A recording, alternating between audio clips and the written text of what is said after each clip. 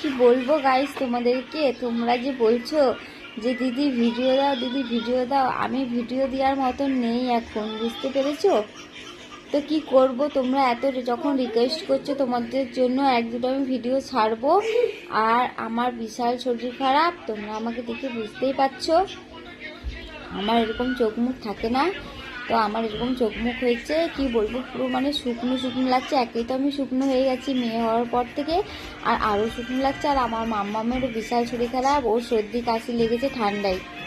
এখন আমার মাম্মামকে আবার দিদি ঘুম পাড়াচ্ছে, দেখো দেখো ও উঠে গেছে, বুঝতে পেরেছো?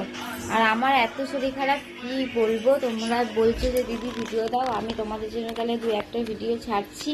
আর আমার একদমই শরীর ভালো নয়। তো চলো গাইস, ভিডিওটা ভালো লাগলে লাইক কমেন্ট শেয়ার, এটা সাবস্ক্রাইব করে দিও। চলো।